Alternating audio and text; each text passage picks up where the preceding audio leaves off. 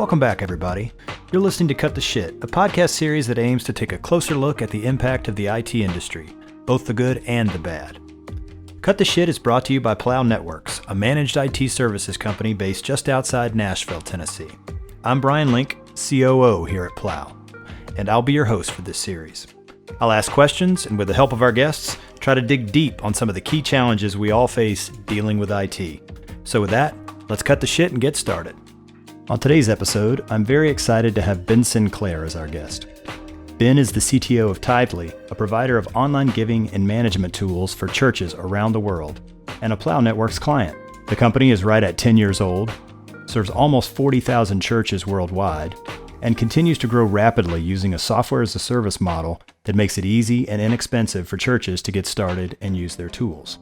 As CTO, Ben oversees all aspects of Tithely's technology, from the development function to core IT services, so he has his hands full.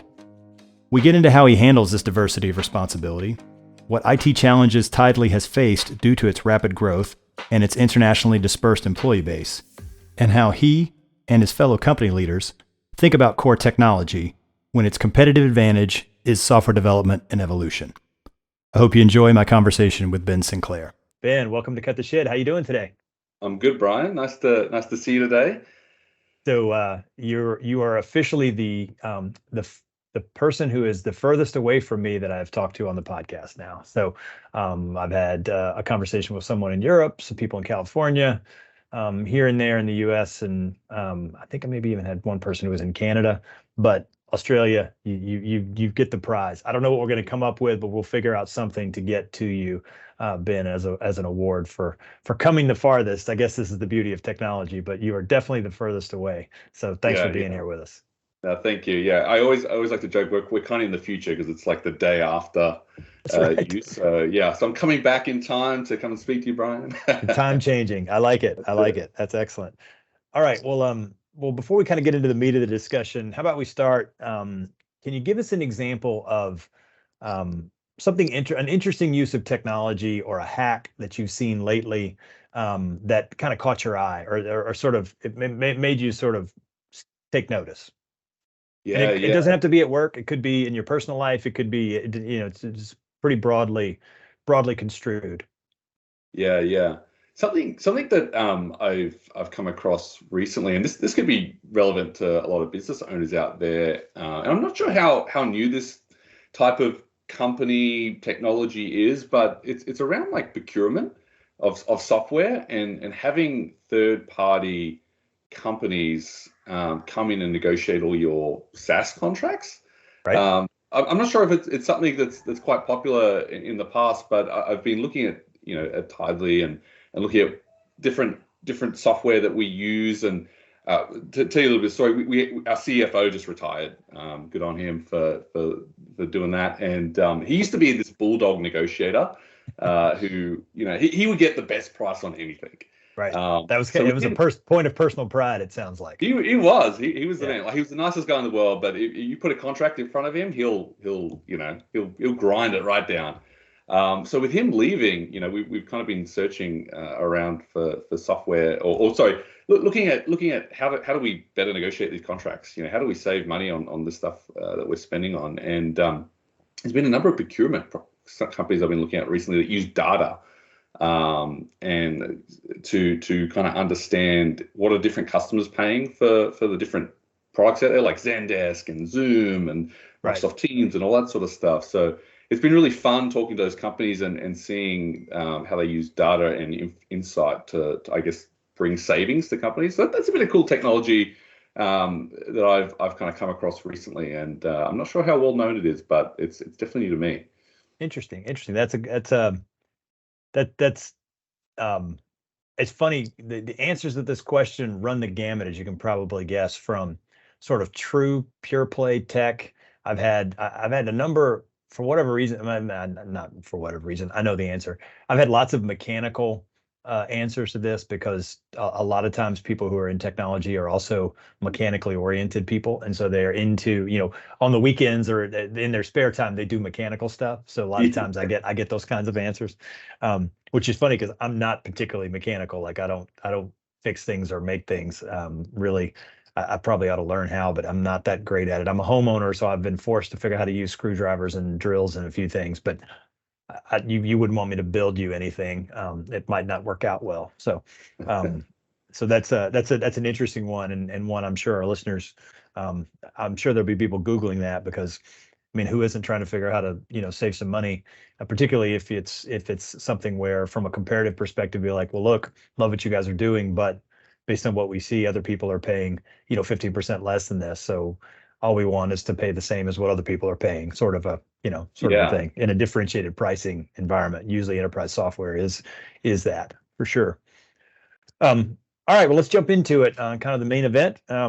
Before we get started, why don't you give us a quick thumbnail sketch on your kind of your background, sort of, obviously you're Australian, but give us kind of how you got, kind of what your earlier career looked like, and then your path into Tithely. Yeah, definitely. Well, I'll go way back. I started in web when I was 12. So I'm 30. I just turned 34. So I'm still a spring chicken, I suppose. But when I was 12, my dad came home from an internet marketing seminar he went to. And he used to always say, like, if I only get one good thing out of each seminar I attend, it was worth it. And the one good thing he got out of that seminar was you need to learn the language of the internet, HTML, Right. which was kind of the main language back then. And so he came home with these HTML tutorials, gave it to me and my sister. I think my sister, I don't know if she even had a go, but I was instantly captivated by being able to bold text and change the font size and change the color using code. So that kind of set me off on a journey of I guess having this interest in web and technology.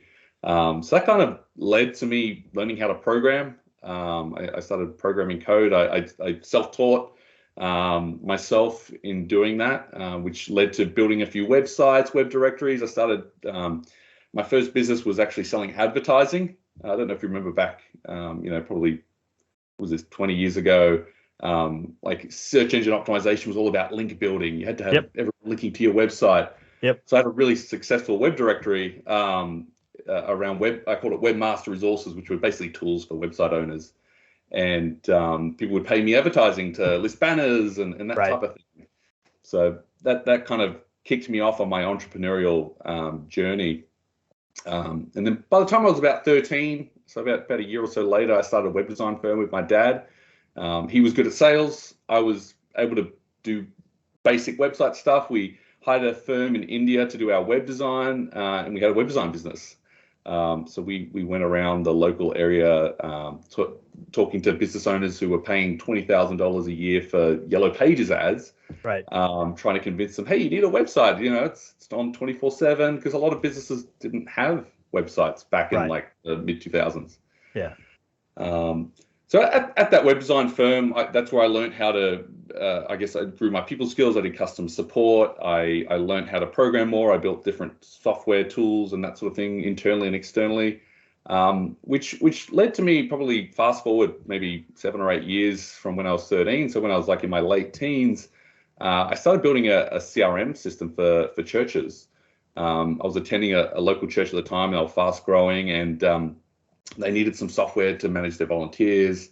They needed some software to kind of manage their membership database. So, I was this, punk kid who knew how to program. So they're like, hey, do you want to build us some software? So I did, and it was terrible. It was probably the worst software known to man. It was probably no security in mind. It was very basic, but it worked, right? So I built them some software, and I kind of had this thought. I was like, rather than just build this software for my church, why don't I build it so that other churches can use it? I had no idea what SaaS software was when I was 19. Right. No idea. I saw other companies that did SaaS. Like I could kind of see that concept of like monthly recurring billing, that type of thing, but I had no idea. Yep. So little did I know, I started this SaaS business for churches. And it was around a time where churches or technology for churches was still fairly new. So right place at the right time is probably a good example. Ended up growing it to a few thousand customers. and mainly just working on my own. Eventually started hiring some other people and engineers and started growing it. But then in 2018, I was approached by Tidely, which is the company I work for today.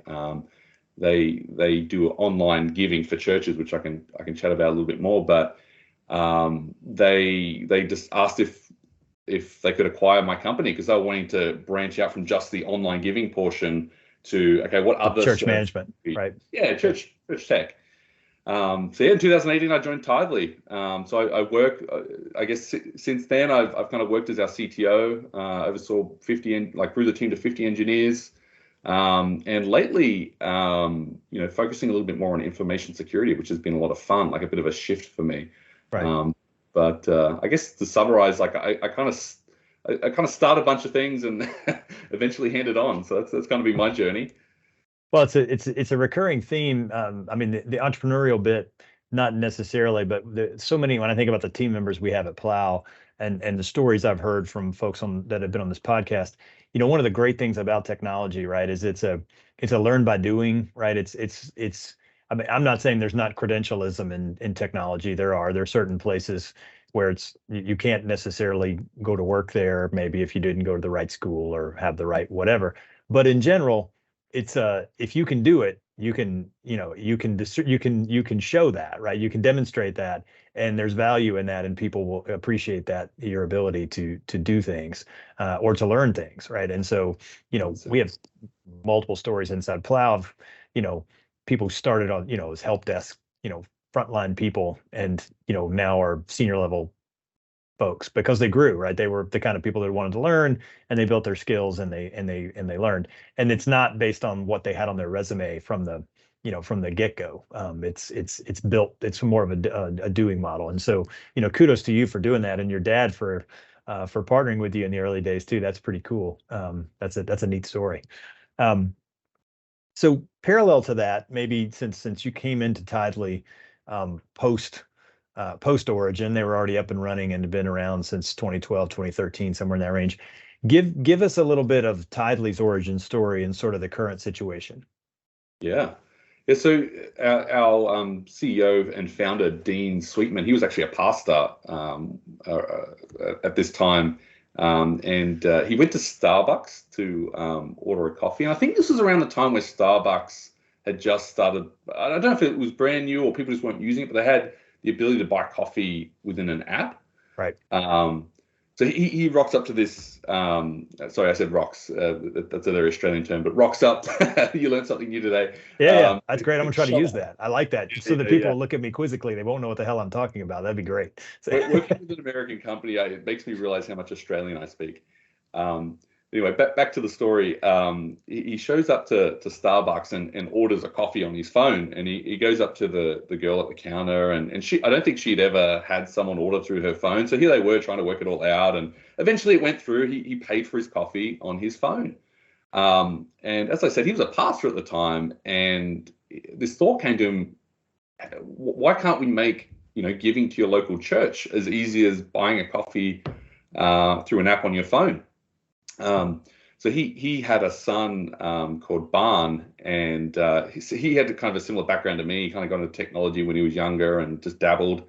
So he had his son build a giving app for his church that he was pastoring at the time, and that kind of birthed Tidely from there. They actually started a company and started offering this giving app to churches. So basically allowing churches to offer an app. People can edit credit card details or bank details, make a donation to their church or charity even, set up a recurring donation as well. So the technology kind of evolved from there. And today, fast forward 7 or 8 years, we're serving over 37,000 churches. You'll be surprised, Bryan, I think there's over 300,000 churches in America alone. We like church. Yeah, you do. Some are big, some are really small. Yep.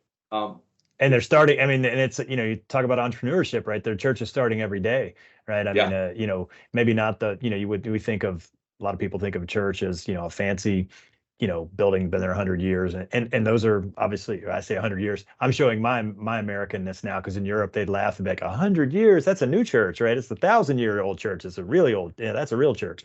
But every day you've got churches that are starting that have no facilities. They're meeting at the school gym or community center or whatever, right? They're just little congregations sprouting up all over the place, right? But they have the same needs, I'm going to guess. And I would imagine a lot of those churches you guys are serving, in addition to more traditional, congregations as well. Yes, totally. And that was kind of the heart of creating the software. Like, our giving out was always free, and we just charged, like, it was a little percentage off the donations. So we there was always this heart to make this technology available to any church, whether you're one person just starting out to, a mega church of 100,000 people. So there's about $130 billion given annually to churches as well. So it's a fascinating space that, has, I guess, only in the last 10 years has really started to be tapped into. So gone are the days of check and cash. They're slowly withering away. Right. And so your company came to be part of the family, so to speak, as Tithely looked to broaden its set of tools beyond just the giving tools, correct? Yes, that's right. And what other pieces of that puzzle are now part of the portfolio, so to speak?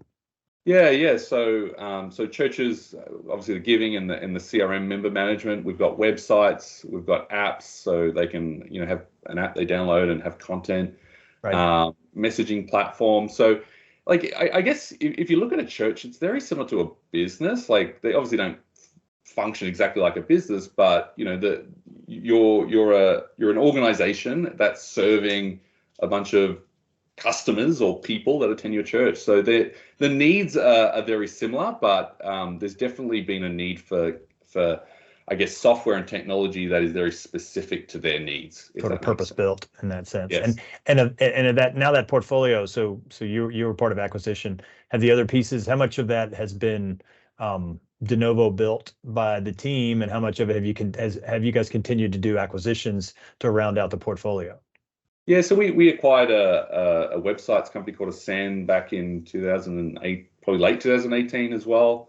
In 2021, we acquired another CRM software called Breeze. I would say, like, probably 50-50. As I said, we grew our engineering team to about 50, so we've been developing other tools to kind of complement those platforms that we develop. But yeah, probably about 50-50, so a bit of both. Got it. Okay, so obviously you got a fairly fast growing company with a mix of internal development and acquisition, which creates some complexity from a technology standpoint.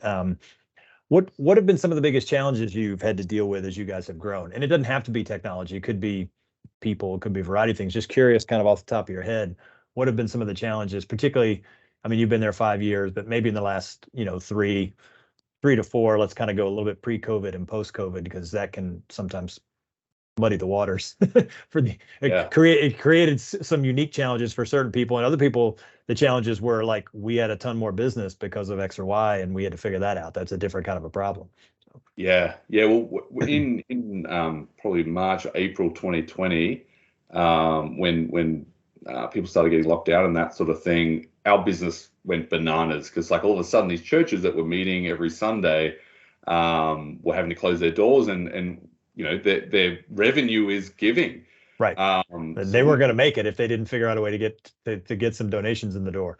Yeah, that's right. So we probably, I don't know if doubled in size is the right thing. Like, we were probably serving about close to 15,000-20,000 churches pre-COVID, and then we had another in the period of like a couple of months, we had another 10 or 15,000 churches signing up. So we were scrambling. We were hiring temporary staff to help vet, because we have to do KYC and different things to make sure. And then you've got onboarding, even once you get past that, right? Because you've got financial aspect in addition to the onboarding, right? Yeah, that's right. So being a remote company, I haven't mentioned that, but I guess just to fill you in, like, Tithely's always been a 100% remote company, and that remoteness really allowed us to scale quickly.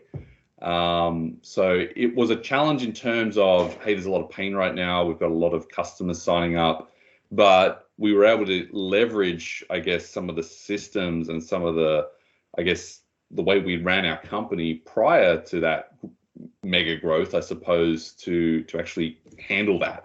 At least you didn't have to figure out what to do with everybody going home, right? They were already home, and so you were sort of your challenges came with, well, we were onboarding 5 churches a month, and now we're onboarding 300, right? Or I mean, I'm making numbers up, but you know, some a 10x different, step change for sure in terms of the volume, but at least the internal mechanisms of the company were already in place for how to deal with your own employees and how to manage work and that kind of thing. You're already doing video chats and shared documents and the kinds of stuff that people who hadn't been doing that before had to figure out, in a week.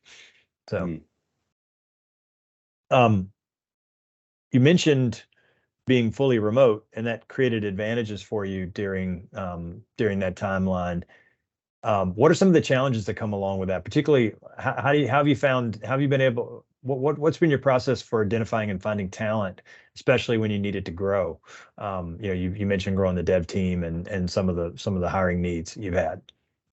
Yeah, like being remote has just opened us up. Like when I say remote, we've probably focused more on like North America. Yeah, what's the footprint? What's the footprint actually look like? Because you're in Australia. Yeah. I know the original founders are US. The Tidely guys were US. So talk to me a little bit about that. Yeah, so the Dean, our founder, he's actually Australian, but he's been in America for 30 years. So there's a little bit of Australian linkage there. Got it. Okay, that makes sense. But yeah, although we were a remote company, and the reason why we started out as remote, because there was about 4 founders that kind of all joined in once they decided to make Tide the official. They all lived in different cities, so they were forced to start out remote. So it's been that way from day one. Which makes it a lot easier. Like to make remote work in any company, leadership really has to buy in. And so the fact that they founded the company remote, like that was not even an issue. But having a remote company really made it easy when it came to hiring. Because rather than focusing on a demographic, because I've done hiring just in a local demographic before, and it can be difficult to find good people. Not that there aren't good people, but the pool is a lot less. Right. It's a smaller pond. It has to be by definition, right? Yeah. So it just opens you up to talent and opportunities that you wouldn't have, I guess, otherwise experienced. Like we hired a lot of people in Canada, for instance, and we were able to pay them really good wages because we're paying US dollars for our salaries. So for the Canadians, they're actually getting paid really well. So that there's other benefits like that as well, especially if you're coming from a company that has a strong currency. Right. But in terms of being remote, like the technology's been there for years. Like Zoom is not new, Slack is not new. All these web-based tools have been around for a very long time. But I think the recent events just made it all more visible and forced people to understand, okay, how do I adapt to use these tools?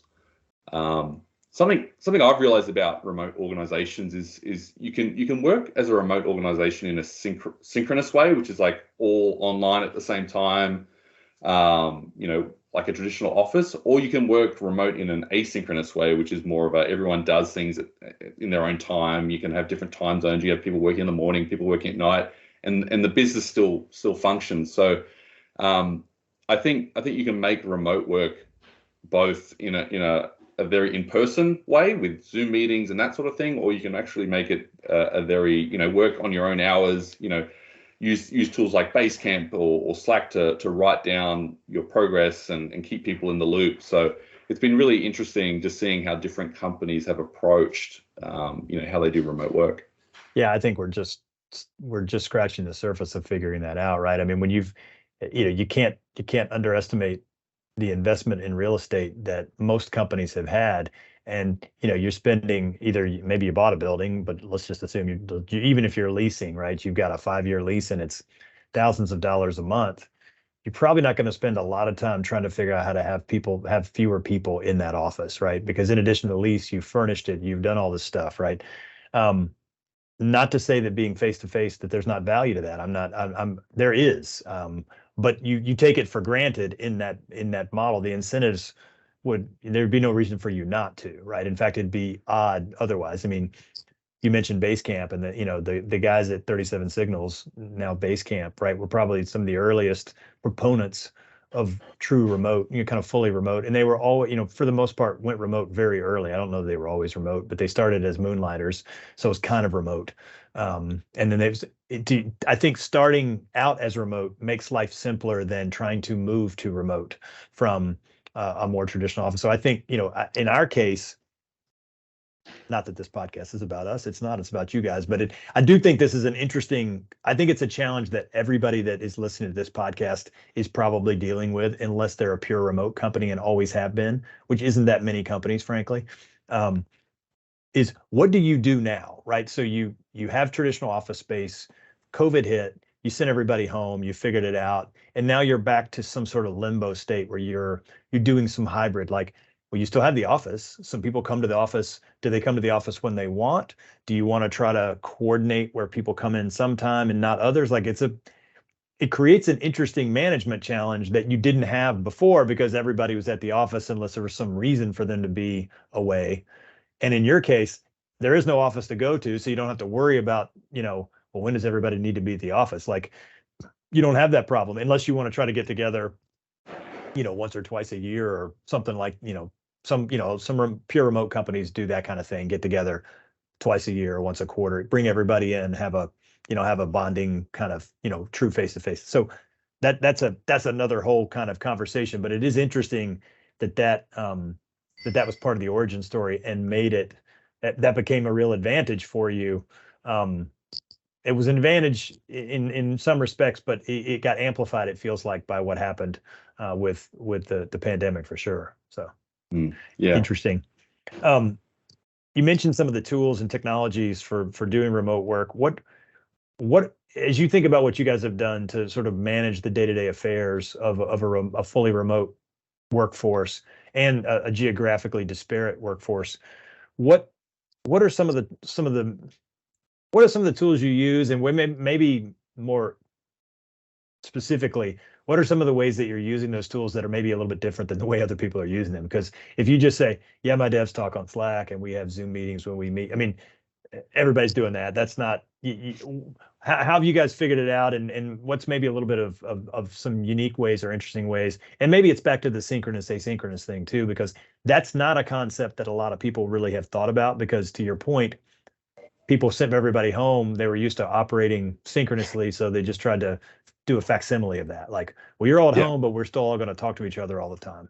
And that's different than an asynchronous mentality is very different. Yes. To be honest, I think Tidely, for the most part, has been more of a synchronous remote work. So everyone working at the same time, everyone being available. Because they started in North America, there wasn't any issue with time zones. Right. Other than like maybe you can't do that.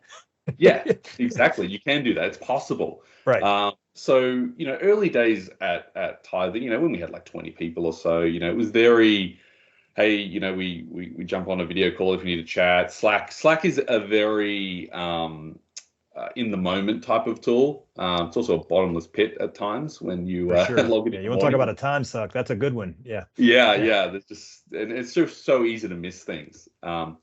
So when I came on as CTO, and as we I guess started growing our engineering department, I had this challenge of, here I am in Australia and I'm hiring engineers on the East Coast of America. So I literally had, if I started at 6 a.m. in the morning, I had about an hour overlap before it was 5 p.m. In America. Luckily, people seem to work a little bit later and start a bit later and work a bit later. It kind of worked, but it was a challenge. And I remember early on, like we would try to make decisions around something. Like, let's say it was something around architecture or something to do with what we're doing, and we would create a Zoom meeting and get 8 of our smart engineers on this call. And for an hour, we basically talked around in circles and wasted a bunch of time, and would leave those meetings thinking, what did we actually achieve? So I very quickly realized that doing these in-person meetings, whether it was in an office, I suppose that you could relate this back to a traditional office, whether it's in an office or whether you're on a Zoom meeting, a lot of the time we'd leave these in-person meetings feeling like we haven't really made a lot of progress, which is probably not a new problem. No. But it was probably even more obvious because of our remote nature. Because Right. I was in Australia and I had that our overlap. If we had a meeting and we didn't really make a lot of progress on it, we'd have to wait another day or two to actually get things moving. Right. So what I ended up doing is trying to make, because I had more control over our engineering team at that time. So my thought was, how do I make this engineering team more efficient in this remote space? And the 37 Signal guys who you brought up before were a great, I guess, what's the word I'm looking for? Like, I look to them. Yeah, they were an example and an inspiration, Yeah, both, right? And they document. They talk a lot about how they do what they do, right? So there's some guidelines, or at least some. Here's how we did it, kind of a thing out there. That's right. They've got some great books, and they got a book called Shape Up, which is really good around like moving from traditional agile to their 6-week cycles and the bets, and it's good stuff. Yeah. So I basically transformed our engineering team to becoming more asynchronous, and how we did that was I encouraged them to get off Slack, because Slack was actually a really a big distraction. You'd be an engineer in deep work programming. Or someone's posted an emoji inside of the general channel, or a GIF. So we had to really help our engineers become more disciplined around like where they were focusing their time. So we adapted Basecamp as a tool, partly because of its simplicity, partly because of the 37 Signals, their ethos, and I guess they built the software around that. And we really got our engineers to a place where they were writing things up more. So rather than these meetings with 8 people talking around in circles, we would write up something inside of Basecamp, a discussion, and then in the engineer's own time, they didn't have to respond straight away. We had to change our mindset from, hey, I need an answer now, to, hey, I might get an answer in the next couple of days. And engineers could respond to the write-up in their own time. And we just found it became so much more fruitful. We found our decision-making and our discussions became so much more fruitful. Just by allowing engineers to, I guess, think about what they're trying to respond rather than having to come up with a great answer in the moment. Yeah. Just trying to come up with a great answer to a question you've just been asked in the moment can be really difficult for some people. Yeah, you're shooting from the hip. I mean, even if you're good at it, I mean, people who are good at that, actually what they are is they're just good articulators or speaking off the cuff. That doesn't necessarily mean it's a good idea. It just can sound good, right? That's right. and for the person who's a thoughtful, thoughtful, not that the people I'm just describing weren't thoughtful, but the person who needs to think things through, and writing forces you to organize your thoughts. Like whether you're a person who's good at that or not, right? You have to put it into some sort of form that someone can consume, right? It creates a discipline around that. Yes. And probably our one of our best engineers was more of that thoughtful type of person. So the value we got out of that individual was just so much greater by, giving him time to process and write things down. And it didn't mean that we had to wait a week for him to respond. Like, you generally get back pretty quickly, but not having to come up with the ideal answer or solution in a 30-minute phone call was game changing. Yeah. That's interesting, because that's actually there's a lot of thinking going on around that. I mean, again, Jason Fried and those guys certainly were I'd give them the Pioneer Award for that mentality. But there's a guy named Cal Newport who's writing. He's written a book called World Without Email, and a book about deep work and some digital minimalism. All of these things are around this idea that these sort of on-demand communications tools are actually inhibiting us from doing deep work. I mean, you use that expression, but it's focused work, stuff that takes time, right? I mean, if you're stamping out coffees every 15 seconds, I guess that's not quite what we're talking about, but that's not what your team is doing. And it's not what my team is doing either, right? In terms of trying to solve technology problems for people, right? Whether those are in the moment, service support problems, or broader project, onboarding deliverables, figuring out how to, structure things for people to be able to run on an ongoing basis. So yeah, creating that space, that's really interesting. And it makes sense to me that you guys embrace that. Was that something, was Tidely already on that path, or was that something that you kind of brought to the table after you joined? Yeah, something I brought to the table because it sounds like maybe the Australia thing was part of the. I mean, some of this was a practicality thing, right? Yeah. Yeah. Well, I was feeling the pain of this kind of like I'd be missing meetings that were happening at 3 a.m. my time because of the time zone difference. So it kind of came out of necessity. Like it was a pain point for me. So right. I guess I was trying to think, okay, how do we make people efficient and keep things moving when you're in different time zones and not at the desk at the same time? Yeah.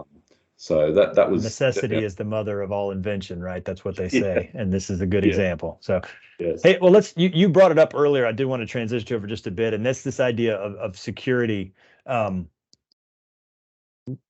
You mentioned that as a shift or something you've kind of been focusing on, and how have you guys been thinking and preparing, you and your team really thinking about these to the point when you think about security, what have you been doing and what's been happening mentality wise to kind of get to that point where you feel like you're okay, right? Because I my sense is that most of our customers and most of the folks out there in the world dealing with technology and security, what they really want to know is, am I okay? Like, and it's not an easy question to answer, but it's the question that's being asked. So my assumption is it's something you guys are thinking about as well.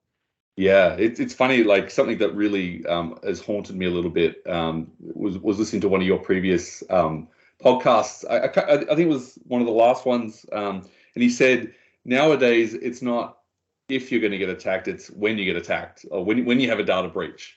Like the way he kind of thinks about his company is like we're probably going to have a data breach one day. So how are we going to respond to that? That's haunted me a little bit, but it's so true because we live in a day and age where there's a lot of gaps and there's a lot of people out there trying to exploit things. So I guess in terms of thinking about security, like one thing we've been really lucky to have here at Tidely is we've kind of reduced our attack service because being a remote company, it also forced us to use web-based solutions. So every tool we use is SaaS-based.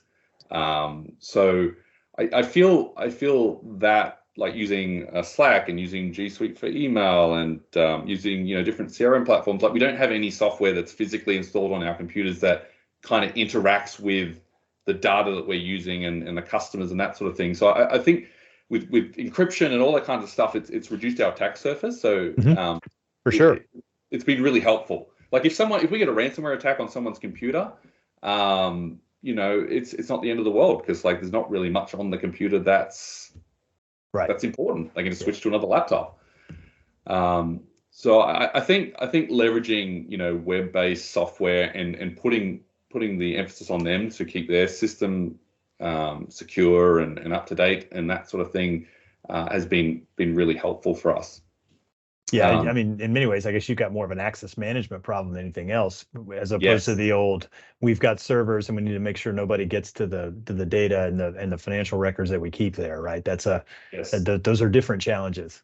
That's right. Like even with our our applications that we host on AWS, like we've been moving to tools. I'm probably going to go over people's heads, but like tools like Fargate and there's tools that basically create a serverless environment. So it's we're not having to patch servers, we're not having to keep things up to date as much.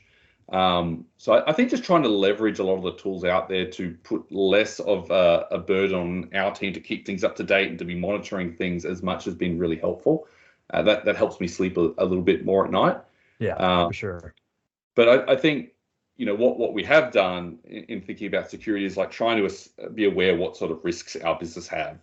And in a company like ours, where you are a remote company and you are using a lot of web-based software, a lot of the risk is actually our employees. For sure, because of access. I mean, it's back to their accessing systems, right? And that's and you have you actually are responsible for money movement, right? And so therefore, there's obviously risk in that business. Yes, for sure. Exactly. So thinking about how do we, deal with employees logging in at a cafe or, maybe not locking their computer when they go to the bathroom, things like that. So, again, we've been able to use SaaS tools, I guess, to help combat that, which isn't, again, a new thing, but it's just as I guess technology is evolving, as there's less software on individuals' computers, less data on individuals' computers, and it's all in the cloud, it kind of changes where you focus, I guess, around security. And as you said, access management is probably a big one. Yeah, for sure, for sure. Interesting, thinking about your growth and the growth in folks that you have working, at the company as a result of that. My assumption, and again, you guys are a client, so I have some familiarity with your situation, but not everything. And so how do you guys handle I know you're responsible for IT support, but how do you guys handle that kind of writ large? And has that been a challenge for you really, or really for the company? Has that been a challenge at any point in its history, or kind of where are you guys today from that perspective? Yeah, I think going back to like the web-based use of software, it's been amazing. We've grown to I think we've got about 170, 180 staff now. We've done very little IT support like in previous years. It just kind of worked out because people would just log in via their browsers. So there wasn't a lot that I guess could go wrong on their machine. So we've been able to dodge a lot there somehow up until this point. But a couple of years ago, there was definitely this desire to level up our like realizing that employees were our biggest risk. The machines they're using were at risk. So that's when we obviously started looking at companies to help us, because we didn't want to have to do that in-house. That's not our profession. It's not our skill set. Right. So we wanted to outsource it to a company that could, I guess, engage with a remote company like ours. So one thing I loved about Plow is like just the title of this podcast is it really emphasizes how you guys do things. Like we were talking to other companies and they're like, want to do gap analysis and do all this sort of upfront work just to kind of come up with a plan. But I loved how Plow, you guys were just like, hey, like, okay, these are your goals. These are some tools that can help you. So we, being a Mac shop here at Tithely, we went with some tool called Jamf, which basically is mobile device management for Macs. So it was really great working with the team to, I guess, look at some of the holes and come up with some ideas around how do we secure these devices? How do we wipe a device if it gets stolen? Right. How do we streamline the process of installing the whatever software, like the Zoom softwares and the Slack softwares?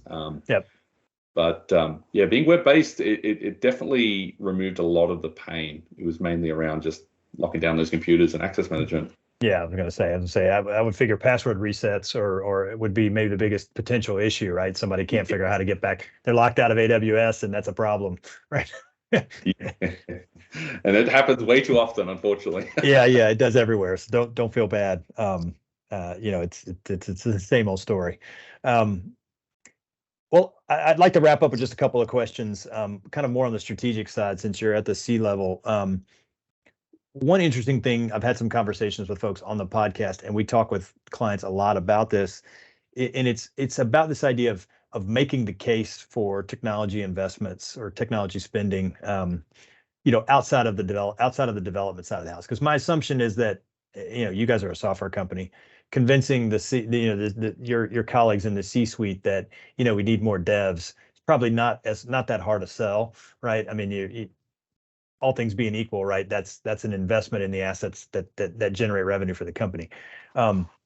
Spending on ancillary technology is a little bit different story. So just curious, and that doesn't sound like that's necessarily been something that you've dealt with a lot prior to getting involved at Tithely. So what's that process been like for you, and how have you gone about that? Yeah. Well, I guess it's been probably a little bit different because we are a newer company. We've been around, like, I guess, newer. When you stop calling yourself a startup, I don't think we're a startup anymore. We've been around for like 7 or 8 years. But yeah, I was gonna say almost 10 years now, right? I mean, at some point you got to stop that, right? You're a going concern now, right? Yeah, that's right. I think there needs to be a cutoff date with startup language, but because we're a very technology first company, we were remote, and we were growing fast. Early days, we kind of just purchased stuff, and it was.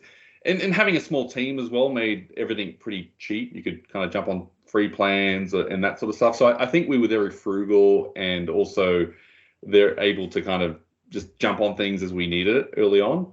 But as we've grown to 170 staff, like the scale of that, you start to feel a bit of the pain when you're starting to pay for for Jira, and you have to pay $5 a month per person, and so I think, and obviously, in the last couple of years, we've got more of a formal traditional budgeting process in place. So I've kind of been a part of the company as we've evolved from, hey, do whatever you want, to we need to have a budget in place, and we can't spend more than we've budgeted for. And that's going back to what I said at the very start of this call around the SaaS negotiation side of things. Like, one thing that I've been looking at this year, especially, is how do we actually save money on this technology we're using? Because a lot of companies, like I was talking to a company the other week. Our contract is renewing with them, and we probably pay 6 figures to them a year. And I was like, oh, can we get a better deal? Like, trying to save some money. And the salesperson comes back and he's like, oh, well, you already got a 30% discount on the list price. So, not much we can really do. And in talking to these different SaaS negotiation companies, they're like, well, maybe you're getting a 30% discount on a price that was already 20% marked up in the first place. So maybe your pricing isn't actually that good. So, having that data to be able to make better decisions and get better deals on the technology spending has probably been a big focus for us recently. Because if I can save 6 figures a year by, getting better deals on the software we're currently using, then I have, I guess, a bit of flexibility to go and purchase other software to replace that. So I think, our process here at Tidely has been very much, we have a budget up front. We have to do our best to, I guess, make a case for the technology we're using. And that's, probably very standard across the board. What's the problem we're trying to solve?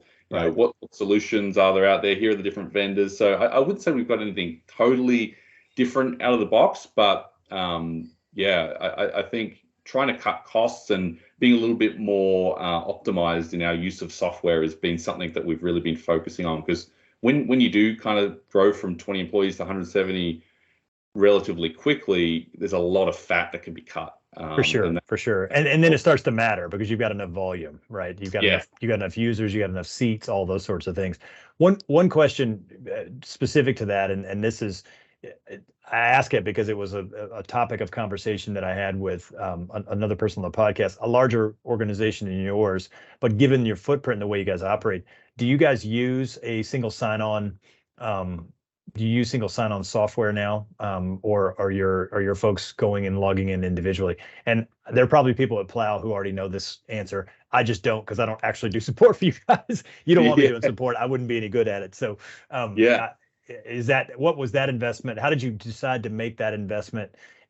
Was that about cost savings? Was that about time savings and efficiency for your team, or was it around security? Just curious the thought around that, because he was at a big company when they made that decision. And this was a while ago when it was a lot more. It can still be expensive, but it used to be the only way you could do it was really expensive. So it's kind of an interesting use case, maybe. That's right. Yeah. So we I guess early on we're a Google Workspace shop. We use Google Workspace and have since the beginning. And it's been really fun seeing. So using their single sign-on capability. That's right. So and that just comes with our package. So it actually hasn't been this big extra cost that we've had to outlay to integrate with that tool. We did look at some other tools out there recently, and based on some people that I work with, their experience with some of those other tools, they just found it was a bit clunky and wasn't a great fit for our company. Google Workspace single sign-on. And the great thing about Google is a lot of applications have just signing with Google built in already. So it's not even you don't even have to integrate. Whereas, there's some other tools that we're actually using, Google Workspace as an identity provider. So we're not fully rolled out with that at the moment, but it's somewhere we're moving. And I think the reason behind that is probably mostly security. Access control is so important in this web-based space. So being able to turn off someone's Google Workspace and it kills all their access just saves a bunch of time. Yeah, I was just curious about that because I knew you were a Google shop, which we haven't figured out. We're still trying to figure out how we're going to get you guys on Microsoft 365, but we haven't gotten there yet. But that's okay. We still love you guys anyway because you're a Mac shop, which is fun. Because that's something we do that's sort of unusual. We're sort of agnostic. You want to use Macs, you want to use Windows machines. We're good either way. And I'm on a Mac right now. I'm a big fan of Macs. So. That was good for me. So let's wrap it up. I know you got to get back to work. It's first thing in the morning. You probably got stuff you need to get done. So 2 quick questions and then we'll close it out. So as you think about where you sit today and you look forward, 3 to 5 years, what really excites you most if you think about kind of where you guys are going as a company? Yeah. I think I know like AI is a big kind of subject matter at the moment. Everyone's kind of raving on about it, but I'm really excited to see where that lens, like all our directors and founders here at Tidely have been talking about it. How do we use it in our roles? How do we make life better? Like I was playing with it the other day, and I said, write me a code in this language that does this, and it spat out code, and then I said, okay, rewrite it a little bit with this database or something like that, and it rewrote the code for me, and it did an all right job. It wasn't like human level, but it did in 3 minutes instead of taking a human an hour. So right. I think what I'm excited about probably the next few years is technology filling more of the gaps that we have, whether it's artificial intelligence, whether it's the procurement software I was talking about with negotiating contracts, or compliance platforms that automatically check your business for compliance. I think I get excited about the technology that's evolving and the needs that business owners are seeing and developing software to kind of fill some of those gaps that we spend a lot of time on. So right. Got it. All right. So and the inverse of that, what scares you when you look forward to this in this sort of near term 3 to 5 year time frame? Yeah, I actually struggle with an answer to like what scares me. Like I think like the innovation of technology is a full force for good and bad actors. So I think as technology evolves, there's going to be bad that comes from it. There's going to be good that comes from it. So I think the main thing, less of a fear or scare, but like just making sure that I'm utilizing technology and putting ourselves in a position to take advantage of securing our business and not letting the evolution of technology. Like people think about AI and like what's that going to mean for security. I think we've just got to embrace the technology that's coming and just be very aware of like the gaps that are out there and the risks that are posed towards our business. Sure. It's always come with positives and negatives, right? I mean, all the way back to, well, technology has always been that way from, the steam engine forward. So it's just a long march and I'm not saying it's the same movie every time, but it seems to be sequels or versions of the same movie as far as that goes. So, all right, last question, personal / non-work question. Can you share something with us that you've read or watched lately that you think others ought to check out? Yeah, I read a book recently called Ask Your Developer by Jeff Lawson, which is the founder of Twilio. And something that I got out of that book that I really enjoyed, it was new for me, and I'm not sure, like some people probably got this already, some people may be not, but he said business people should share problems, not solutions. When it comes to like working with your developers and your team, I think it's easy for us to get caught up with, hey, this is how we should do it.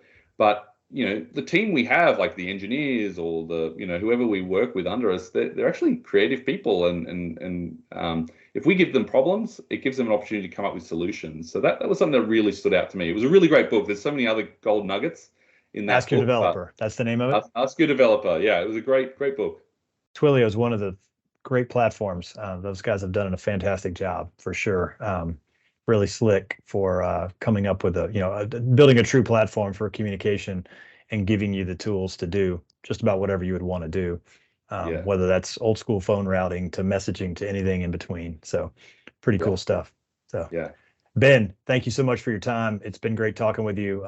Enjoy the rest of your day in the future, since I'm here in the past in the United States. But thank you for being a client of Plow. We love working with you guys.